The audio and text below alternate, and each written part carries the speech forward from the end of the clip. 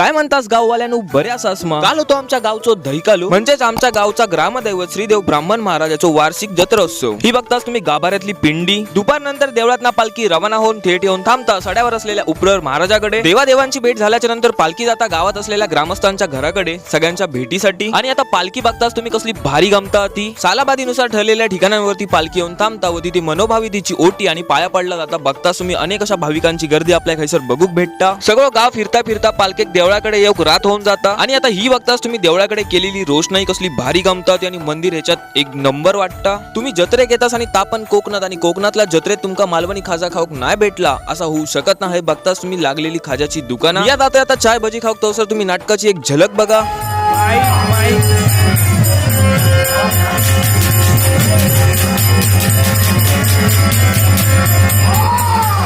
Video आवडली तर video like करा। आजच्या व्हिडिओ पुरता इतक्याच।